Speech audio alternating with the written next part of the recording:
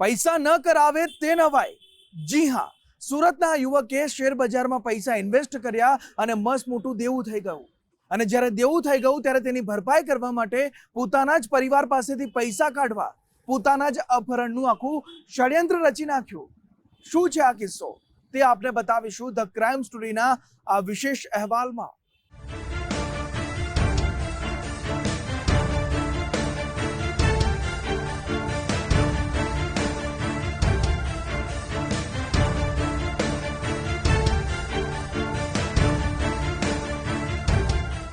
સુરત પોલીસની ગિરફ્તમાં રહેલો જિગ્નેશ તલાવિયા મોટા વરાછા ભક્તિનંદન સેક્ટર 2 માં રહેતા અને એસઆરકે કંપનીમાં કર્મચારી તરીકે ફરજ બજાવતા જિગ્નેશ પર પોતાના અપહરણનું તરકટ રચીને પરિવારજનો પાસેથી ખંડણી માંગવા બદલ કાર્યવાહી થઈ છે। કોઈ સસ્પેન્શન થ્રિલર વેબ સિરીઝમાં હોય તેવો જ પ્લોટ માસૂમ ચહેરો ધરાવતા જિગ્નેશ તલાવિયાએ પોતાની રીતે તૈયાર કર્યો, પરંતુ ટેકનિકલ પુરાવા પાછળ છૂટી જતા ઉત્તરાણ પોલીસના હાથે તે રંગે હાથે પકડાઈ ગયો। આખરે ઈસમે કેમ પોતાના જ અપહરણનું ષડયંત્ર રચવું પડ્યું તેના પર નજર કરીએ તો દેશના અનેક યુવાનોની જેમ ઝડપથી પૈસા કમાવા માટે તેણે પણ શેરબજારનો સહારો લેવાનું નક્કી કર્યું। ફ્યુચર્સ એન્ડ ઓપ્શન્સ ટ્રેડિંગ દરમિયાન જિગ્નેશ તલાવિયા મોટી ખોટ કરીને દેવામાં ડૂબ્યો। તે જાણતો હતો કે તેના પરિજનો, સગા અને મિત્રો પાસે રૂપિયા છે, જેથી જિગ્નેશ તલાવિયા પોતાના અપહરણનો પ્લાન બનાવ્યો અને પરિચિતો પાસેથી રૂપિયા મેળવવા માટે આખું આયોજનબદ્ધ તરકટ રચ્યું।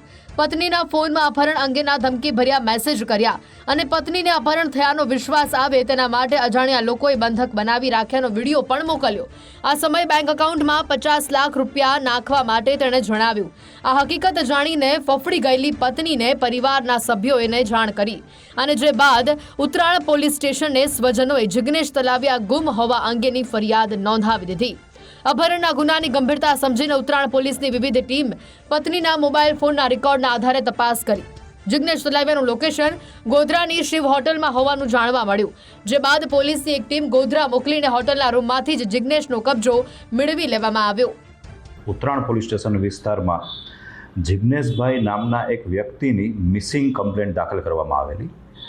ત્યારબાદ જિગ્નેશભાઈના મોબાઈલ ફોન પરથી તેમના પત્નીને 50 લાખ રૂપિયાની ખંડણી માંગતો મેસેજ આવેલો, જેમાં જે મિસિંગ પર્સન છે જિગ્નેશભાઈ, તેના બદલામાં 50 લાખ રૂપિયા બેંકમાં જમા કરાવી જવા, અન્યથા જિગ્નેશભાઈની લાશ મળશે તે પ્રકારનો ધમકી ભરેલો મેસેજ મોકલવામાં આવેલો। ઘટનાની ગંભીરતાને ધ્યાનમાં લઈ તાત્કાલિક ઉત્તરાણ પોલીસ ડી સ્ટાફ સહિતની તમામ ટીમો કામે લાગી ગયેલ।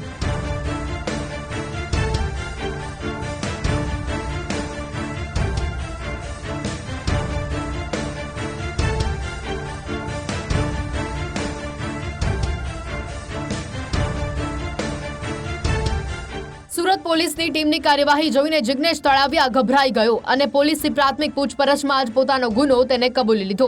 શેરબજારમાં થયેલા દેવાની ચૂકવણી કરવા માટે જિગ્નેશ તલાવિયાએ તરકટ તો સારું રચ્યું।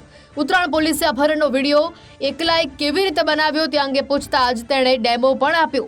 આ ઉપરાંત ગોધરાની શિવ હોટલ રજિસ્ટર, તેનું નામ અને સીસીટીવી ફૂટેજમાં તે એકલો જ હોવાનું પણ સામે આવ્યું છે। જે મેસેજ છે એ મેસેજ કરનાર વ્યક્તિ ઉજ્જૈન પાસે મધ્યપ્રદેશ ખાતે હોવાનું જાણવા મળેલું અને તાત્કાલિક ટીમો બનાવી ઉજ્જૈન ખાતે રવાના કરવામાં આવેલ। આ સાથે જ હ્યુમન નેટવર્ક અને ટેકનિકલ સર્વેલન્સનો ઉપયોગ પણ કરવામાં આવેલો। ત્યારબાદ એક વધારાનો વિડીયો જિગ્નેશભાઈના મોબાઈલ પરથી રિફ્લેક્ટ થયેલો, જેમાં તેને બાંધેલી હાલતમાં હોવાનું અને તાત્કાલિક પૈસા જમા કરાવવા બાબતની ધમકી આપવામાં આવેલી। આ વિડીયોના આધારે હ્યુમન રિસોર્સિસના આધારે અને બાતમીદારોના નેટવર્કના આધારે આ વિડીયો ગોધરા ખાતે બનેલ હોવાની જાણકારી મળેલી। તાત્કાલિક ટીમ દ્વારા ગોધરાની હોટલોમાં તપાસ કરતા જિગ્નેશભાઈ મળી આવેલા। તેની પૂછપરછ કરતાં જાણવા મળેલું કે તેઓ પોતે 50 થી 60 લાખ રૂપિયા સ્ટોક માર્કેટમાં ઓપ્શન ટ્રેડિંગમાં ગુમાવી ચૂકેલા। જિગ્નેશ તલાવિયાની પત્ની નિશાએ ડરતા પોલીસે 50 લાખ રૂપિયા નહીં આપે તો મર્ડર કરી દઈશું તેવા ધમકી ભર્યા મેસેજ આપ્યાની જાણ પણ કરી।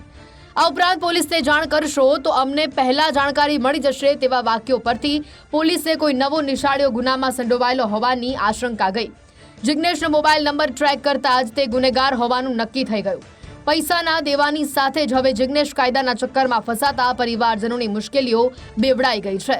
રાકેશ બ્રહ્મભટ્ટ, ગુજરાત ફર્સ્ટ, સુરત.